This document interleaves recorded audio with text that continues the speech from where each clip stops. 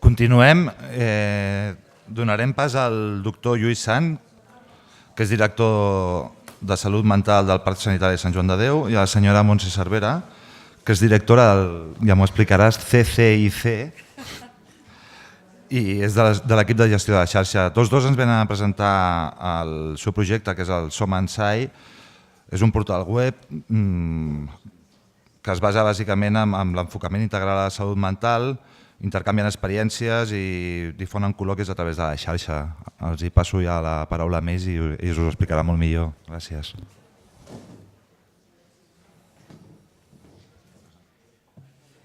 Bé, bon dia a tothom. La veritat és que moltes de les coses que s'han dit al llarg del Congrés i concretament aquest matí ens facilita enormement el tema de compartir, el tema del treball integral, etc. Fixeu-vos a la presentació d'aquesta xarxa, de la xarxa SOMAPSI. D'alguna manera us explicarem un projecte que afecta diverses institucions i tant la Montse com jo estem aquí més de portaveus d'aquestes institucions. Fins fa poc el grup de Vic estava representat pel doctor Arrufat i avui ja tenim el doctor Santi Escoté, que és qui pren el relleu al front de l'àmbit de salut mental i que per tant benvingut també. Aquesta xarxa és una aliança internacional de professionals de diverses organitzacions que presten bàsicament serveis en l'àmbit de la salut mental. Però alhora són institucions que tenien la preocupació d'aquest enfocament integral de l'atenció a la salut mental. És a dir, entenem que abordar tota la problemàtica relacionada amb la salut mental feta des d'un plantejament diferent a aquest, a data d'avui això és realment impossible. I per tant, aquestes organitzacions teníem aquesta visió més global, més integradora i més integral, com ja s'ha comentat, insisteixo, aquest matí. Qui integra a data d'avui? Quines organitzacions estan representades? Hi ha la Fundació Dinan, que està al cantó de Vaud, de Suïssa, al costat del llac Léman, el Parc Sanitari de Sant Joan de Déu, que sabeu que és el que era antigament Sant Joan de Déu Serveis de Salut Mental, i dintre del recinte el que es va fer va ser construir un hospital general i a partir d'aquí tot aquest procés d'integració entre el que podríem dir la salut física o la salut des de l'òptica d'un hospital general i la salut des de l'àmbit de la salut mental s'han integrat en diversos programes i diverses iniciatives que estem portant a terme. El Consorci Hospitalari de Vic, que és la ciutat que avui ens acull en aquest congrés, i l'últim centre que s'ha incorporat és el Centre Psiquiàtric de Sant Bernat de Manac de Bèlgica. Com veieu, doncs, 4 institucions. Jo presentaré bàsicament la Fundació Dinan, que es constitueix com a tal l'any 43 i atén aquest sector est de... Aquí tenim el llac Léman i el sector que cobreix la Fundació Dinan és aquesta àrea d'aquí amb una població de referència de 200.000 habitants i que ells tenen bàsicament aquestes paraules per definir la seva missió i valors d'aquesta institució, com són la proximitat, l'accessibilitat i la desestigmatització de la malaltia mental.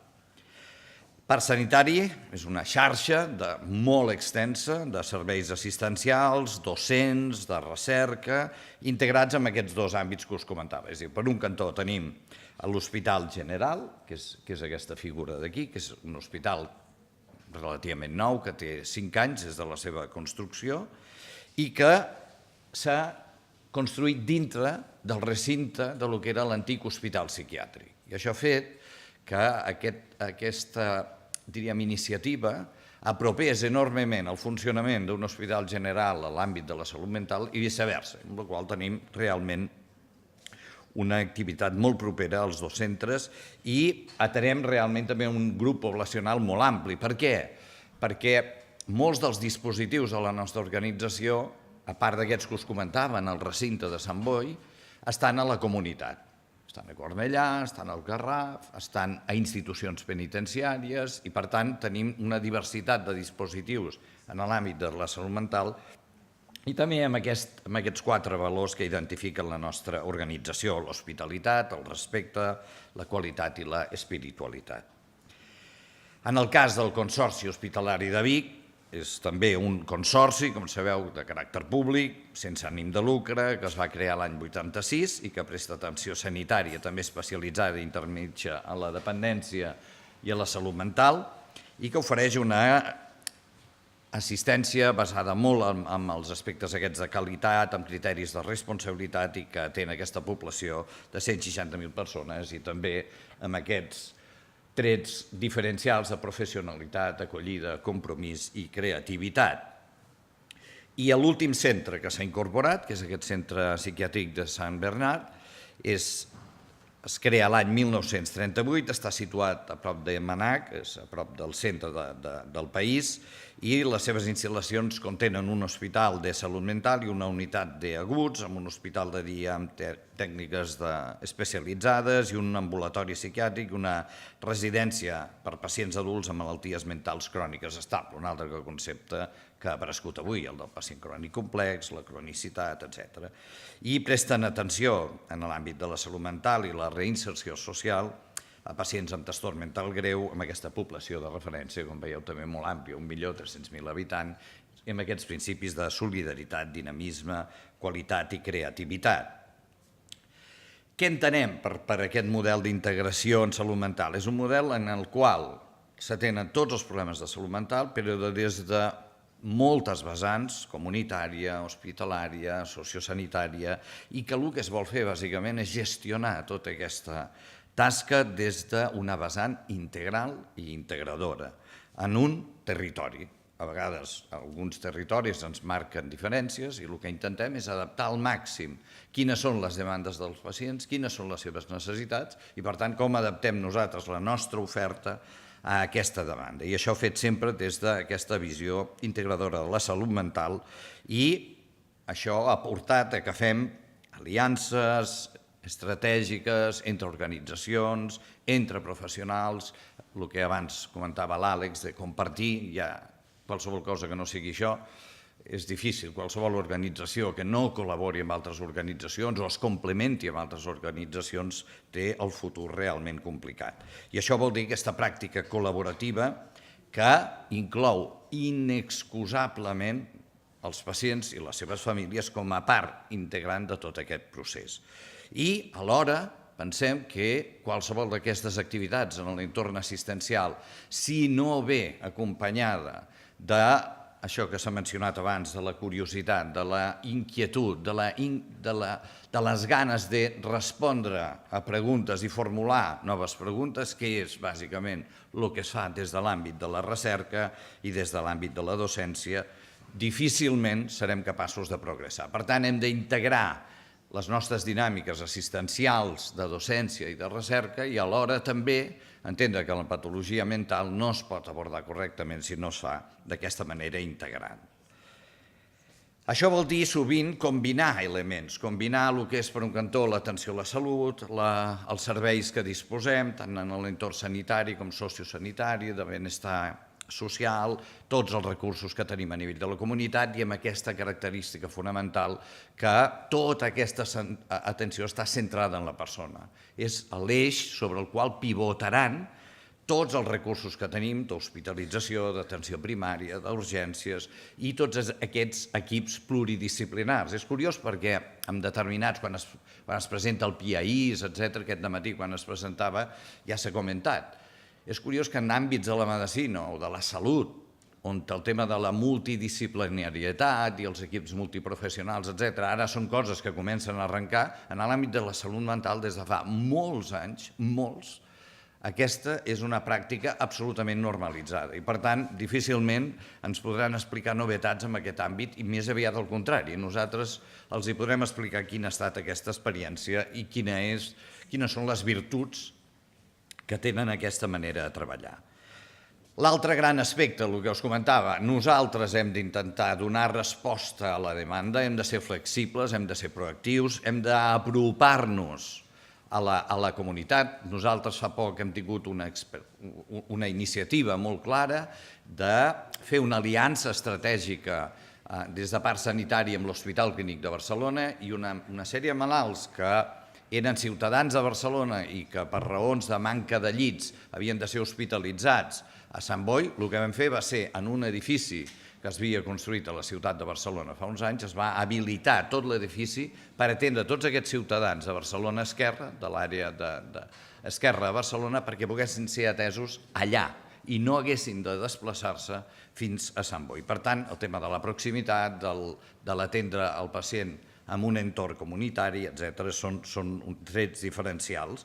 I, per tant, tot això va acompanyat, a més, d'altres iniciatives de caràcter preventiu, de promoció de la salut, de detecció precoç i de gestió d'aquesta demanda, garantint sobretot el tema del contínuum assistencial pel qual anirà fent l'itinerari al malalt i el tema dels gestors de casos i totes aquestes activitats d'assessorament i suport. I sempre tenint en compte que la finalitat última de qualsevol procés de tractament és que aconseguim que un malalt es reintegri al nivell màxim possible tant en la vessant personal com en la familiar, com en la social o la laboral. Això voldria dir que realment hem sigut capaços de fer bé la nostra feina.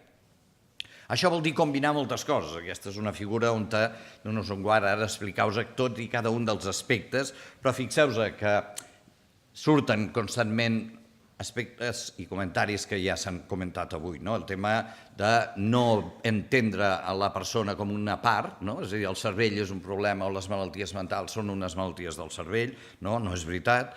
Hem de veure aquest model biopsicosocial, com l'apliquem en el nostre entorn, com utilitzem informació que ens ve de l'àmbit de l'epidemiologia, de l'àmbit de la cronicitat, de l'àmbit de la salut en general i de la salut mental en especial, i com tot plegat, insisteixo, fem això intentant integrar tot plegat i posant en el centre d'atenció i el focus de l'atenció amb la persona malalta que necessita la nostra ajuda.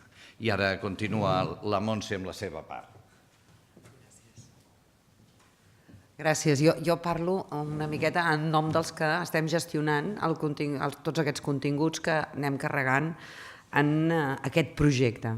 El projecte té 4 vies d'activitat principal. La primera és un portal web, un portal que ara hi entrarem un moment, que és aquest, molt bé. El que fa és recollir opinió i contingut de valor al voltant de la integració de l'atenció a la salut mental. I va simplement d'això.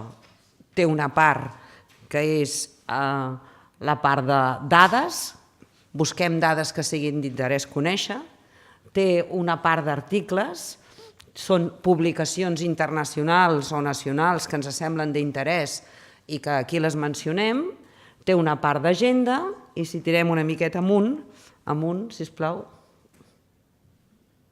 si tirem una miqueta amunt i posem també, t'has passat una miqueta més avall, hi ha una part d'iniciatives, que això ens sembla molt important i que algunes de les iniciatives que s'han parlat avui aquí podran sortir aquí al portal, perquè el que fem és recollir projectes i activitats que siguin d'interès per conèixer, per intentar aquesta integralitat en l'atenció. A banda del portal, si tornem a la presentació, tenim altres activitats. Tenim aquestes 4 línies d'activitats. N'hi ha una que és la més vistosa, que és un col·loqui internacional que fem cada any. L'hem fet aquí a Vic, el vam fer fa 2 anys, l'any passat el vam fer a Barcelona, aquest any el fem a Bèlgica, i a la seu d'un dels promotors de la xarxa. Tenim una interessant activitat que hem publicat recentment, la vam penjar ahir del web, a la primera publicació, que són grups de discussió. En els diferents congressos que hem tingut s'han presentat pòsters. La gent els ha votat i dels 4 pòsters que presenten més interès en les votacions s'ha triat el tema i se n'ha fet un debat online al voltant d'aquest tema.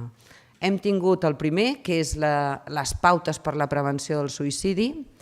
Ha estat liderat per 2 infermeres fantàstiques de Vic, del Consorci Hospitalari de Vic, la Judit i la Esther, crec, no me'n recordo, perdoneu. La Raquel, exacte.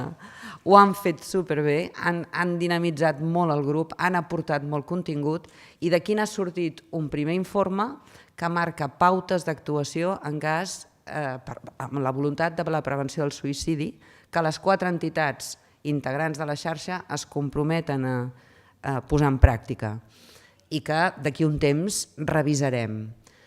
Ha anat molt bé perquè ha complementat molt la visió de professionals de 4 llocs diferents, de països diferents, de realitats territorials molt diferents, han aportat entre ells i han complementat molt. El full de registre de Vic s'ha publicat com a annex perquè els d'Anant ens van dir ostres, ens aniria molt bé tenir-lo, l'enganxarem, el posarem en marxa. Aquesta és una activitat que com més sumi, més rica és. I ha donat lloc a aquesta primera publicació que ja podeu trobar en el portal si hi entreu. A banda tenim també la possibilitat de fer intercanvis professionals entre les diferents institucions. Tot això fa que aquesta sigui una xarxa dinàmica, fa un any i mig que està funcionant i en aquest any i mig que hem estat funcionant hem tingut 20.000 visites al portal, hem tingut la presència a xarxes socials. Us convido a tots a que hi entreu, a que us inscriviu, rebreu les newsletters mensuals amb tota l'actualitat que anem renovant mes a més podreu participar també, si ho feu com a institució, en les discussions que es puguin anar tenint. Res més, només dir-vos que aquest any el col·loqui serà a Bèlgica, dura un dia, és un dia sencer, està ja el programa i el programa versarà sobre els efectes de la crisi econòmica en la salut mental de la població.